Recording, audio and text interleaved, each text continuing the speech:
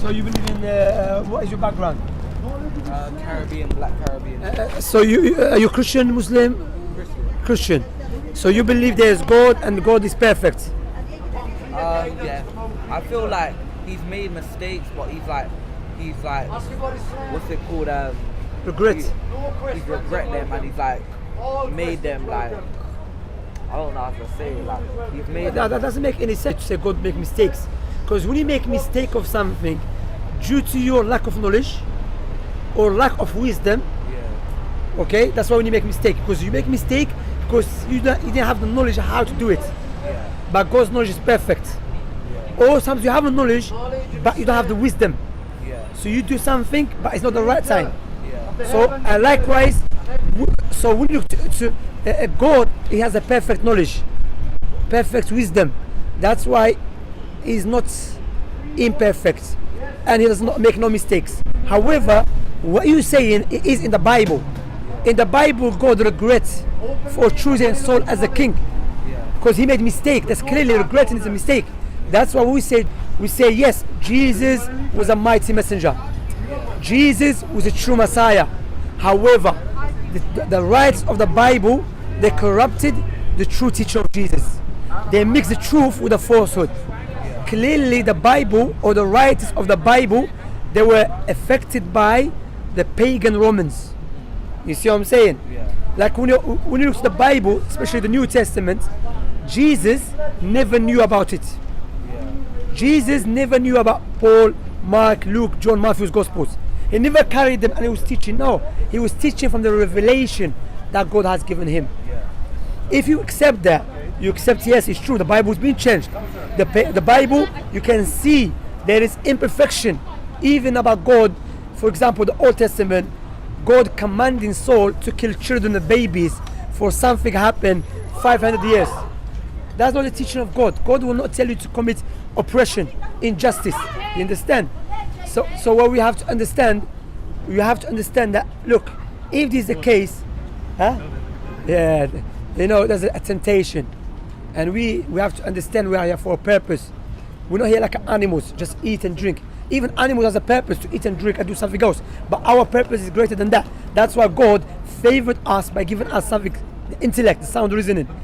So before that, if this is the case, therefore the most wise God, the merciful God, will not leave us with the corrupted teaching. Do you agree with that? He will clarify the truth to us. Correct?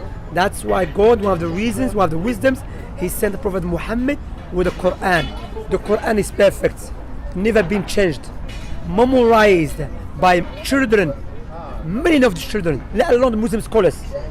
You cannot change. If something's been memorized by millions of people, it cannot be changed. That's what I'm saying. For example, the alphabet, A, B, C, D. Everyone know A, B, C. I can change it by writing. I say A, O. But someone says no, all of say A, B, C. That's why the way we got the Quran is by memorization. Not just we found the old manuscript in the hole and we start dusting it out and we believed in it, even though we don't know the writer, if he was a liar, truthful, was the honest person. So when we look to the teaching of Islam, look, there's one God, send the prophets. Every prophet and messenger came to call people to worship God, not to pray to Mary, not to pray to Jesus, not to pray to Prophet Muhammad, because they are creatures like us. Yes, Jesus, Prophet Muhammad, Moses, they were favored over us because God chose them as a prophet of God. You see how Islam makes sense? Islam goes in line with your sound reasoning. You already believe there's one God. You already believe we should worship God alone. When it comes to the Quran, that's what the Quran teaches. When it comes to the Bible, God, someone has to die for your sins, Jesus is God, became a baby. That doesn't make any sense. Literally does not exist in the reality. You understand? What do you know about Prophet Muhammad? I don't really know much, because I learned a lot about it in school, but we didn't learn in detail. Yeah. Look, the reason we believe Prophet Muhammad is a true messenger, look, the proof for that, his prophecies, the miracle of the Quran. Likewise, his biography. When you study his biography, clearly you see this man must be a true prophet of God, cannot be a liar. Because why? You know when someone claims to be a prophet, when someone claims to be a prophet, either he's lying or he's deluded or he's crazy. But when you study the biography of Prophet Muhammad, clearly he's a sound man and he's an honest man. Let me give you a prophecy that Prophet Muhammad said. He said about a man will be punished because he will make up a lie. In the same morning his lie will reach far east, far west. Far east, far west, yeah? Back in those days, because Prophet Muhammad existed 1,000 years ago, or 1,400 years ago, alayhi salam, yeah? Back in those days, it is impossible for someone to make up a lie and his lies will reach far east, far west in the same morning. It's impossible. That will never happen. However, now we can see what Prophet Muhammad said is true. What you can do, make up a lie, put it on Facebook, Snapchat, Twitter, and it will go everywhere. So how man that lived 1,400 years ago came with something which we can observe. Also, what distinguishes Islam from any religion, from any way of life, Islam came to prohibit 5 things. And these 5 things are destroying societies. For example, first one, worshipping a false god. When you worship false god, you're already committing oppression. And based upon that oppression, you're going to commit another oppressions. You see, that's why you see gambling is okay in this country. Alcohol is okay. Fornication is okay. Adultery is okay. Interest is okay. And these 5 things is destroying the society individually and collectively. Islam comes to warn against it. That's why Islam is good for individuals and for society. So how come some people don't like Islam? Because those who doesn't like Islam, either they are ignorant or they want to make money out of people by selling drugs to them, alcohol, interest, and so on. What do you think what I said so far? Does it make sense? I feel it makes like perfect sense, and like now I understand like religion more, I feel, than like I did in school. Like I feel now like this talk, it was like it's way better than what I'm learning in school, because it's teaching me more than what my teachers are teaching me. Because, No like, doubt. No doubt, you know, and there's the beauty of Islam, you know. Islam, look, we believe all the prophets, they were Muslims. Yeah. What does Muslim? Muslim mean to submit yourself to God and to worship Him according to His teaching. Yeah. When you look to the Prophet Muhammad, Jesus, Moses, Abraham, we love all of them and we defend them. If we see is anyone insulting Prophet Jesus, Moses, we defend his honor, because those prophets, they are brothers. All of them were sent by the same God. And what we have to understand, you never know where you're going to die. How many people leave their house, they never come back? How many people won't sleep, they never wake up? So this stuff is a test. And Allah mentioned in the Quran that the death that you try to run away from surely will meet you and you will turn back to your Lord. That's why when we look to the justice of Islam, we believe that God will not judge, God will not punish anyone until the truth has been clarified to them. The Quran comes to correct the true teaching of the lies that was attributed to God or to the prophets before. That's why look, in the Old Testament, Prophet Lot, you know Prophet Lot? Lot, I think so. the one who came to the people, they were like gay. Yeah, what they call them, Sodom and Gomorrah, yeah? Sodomite, he came to them, yeah? That prophet in the Old Testament, they said he slept with his own daughters. We don't believe that. We believe he was a righteous man. He was a pure man. They believe in the Old Testament, they said Prophet Noah, he was naked and so on. We don't believe that. He got drunk. No. So when we look at Quran, it gives you guideline. Perfect guideline. That's why we're here to invite you to Islam. If it makes sense to you, is it clear to you, you should accept Islam. Because Islam is a true teaching of the Most High. The Most High never said to us, follow Paul, Mark, Luke, John. Those guys, we don't even know their real life. There are people who make up anything about Jesus. And we cannot trace the teaching of Jesus, but we can trace the teaching of Prophet Muhammad. We can trace the teaching of his companions. Because why? As I've said, the Muslims, they made sure to protect the teaching of the Prophet Muhammad, you know, in a perfect manner. If it makes sense to you and it's clear to you, what is stopping you to become Muslim and accept the truth? Look, Islam is simple. There's one God. We believe prophets and messengers, Moses, Abraham. We believe based upon God's mercy and justice, He sent prophets and messengers to guide mankind. Like we believe the Injil, which God gave to Jesus, the Torah to Moses. Also we believe the angels, like Gabriel, the angel Gabriel. We believe also that everyone's going to die, and they will be brought back to life for judgment. We believe everything takes place by God's permission. We believe that all the prophets and messengers, that's the 6 pillars of faith, what you believe in your heart.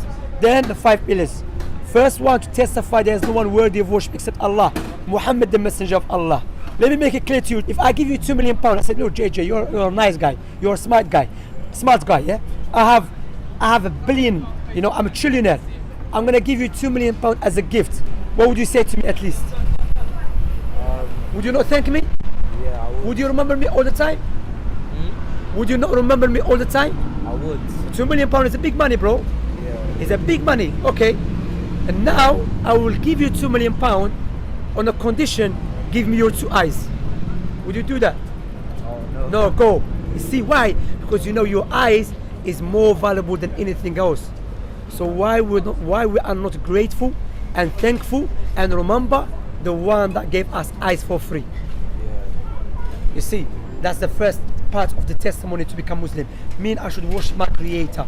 I should be grateful to Him. I should worship Him, follow His teaching. Second one, if you want to buy a gift for your mother, are you gonna buy a gift that you love or your mother love? That my mom loves. That's why if you wanna worship the Creator, you should worship Him the way He loves, not the way you love, because the way He loves is objective. The way we love is subjective. That's why the God, the Creator, Allah, send the prophets and messengers to teach us the objective way to worship Him. That's the first thing. Then you start praying and you give charity. As like I said, the legislation of Islam is perfect for you and for society. Does it make sense? Do you have any question? No. Okay, I invite you to become Muslim. Why don't you become Muslim?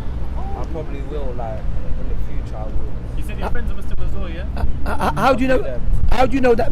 Okay, if it makes sense to you, like remember what I said to you. If I give you £2 million, Salam alaikum, alaykallah, barakallah fik. If I give you £2 million, you're not gonna say no. In the future I will thank you. You will thank me. If it makes sense to you and you believe it's a truth and it makes perfect sense, accept the truth.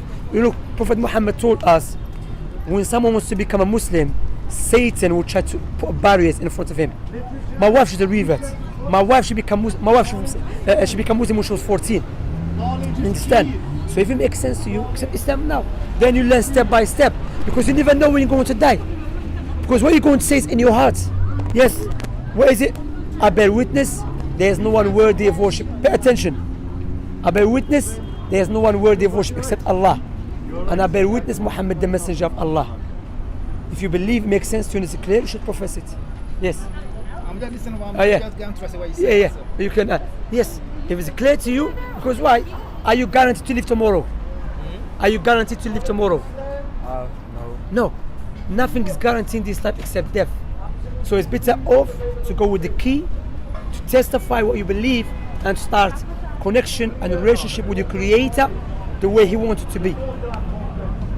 So I'm saying it makes sense, clear. If you want to learn how to drive a car, would you learn inside the car or outside the car? Inside the car. You understand, JJ? So likewise, it's better off to take the key. And I always give this example. Imagine you have a cake and you eat all of it at once. What will happen to you? You probably feel sick. Sick, and you vomit. In order to feel the sweetness of the cake, you take it bit by bit. Yeah. Likewise, So Islam, you gotta like sample it. Yeah. that's it. If the foundation is clear, accept it, then step by step learn. And you have a friend, a Muslim, can teach you more and more. But it's better off to walk away as a Muslim, someone who accept the Creator, and that is the greatest purpose, wisdom behind us being here. We're not trying to put pressure on you or something.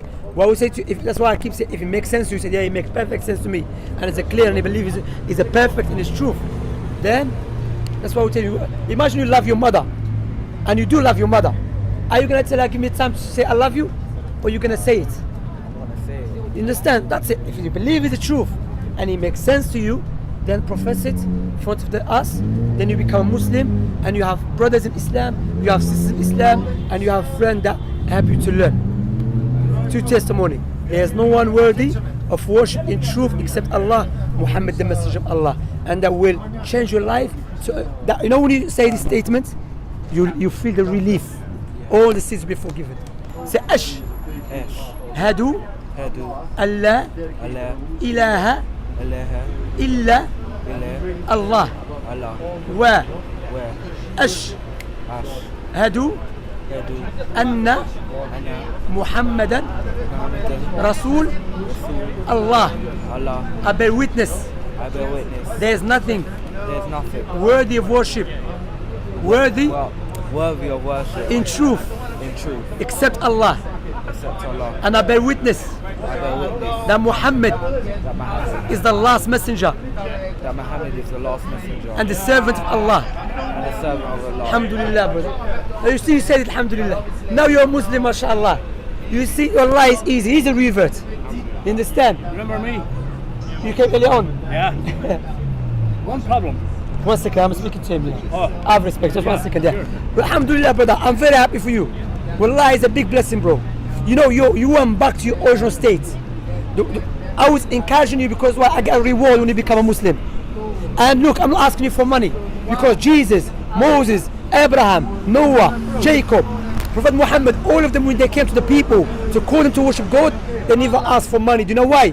Because the reward with God is better than anything else. And Prophet Muhammad said when a person becomes Muslim, all his sins forgiven. But remember, there will be a lot of temptation around you. Try to divert you from what you've been, from the true, from the guidance, from the straight path. You have to focus. You have your friend the Muslims, tell them to help you more. Are you deliver in the area? Yeah, we have a mosque here, we have classes, you know. If you want to come join us in our classes, I'll give you some leaflets, inshallah. I'm very happy for you, man. Wallah, you know, you said something which is, that's what you have been created for. We're not here just to waste our time. We're not here just to sleep and drink like animals. No, remember, God gave us something that differentiates us from the rest of the creatures. To think, you know, God, in the Quran, God always tells us to use our intellect, to utilize our brain. Alhamdulillah, you made it, man. You see? Let me give you some leaflet, but I don't want to keep you long. How you feel now? Alhamdulillah, you feel better. That's what I like to feel better. That's what you do. It's the best day of your life. Leaflet on the Alhamdulillah. I got the book. Okay, I'll give you this one.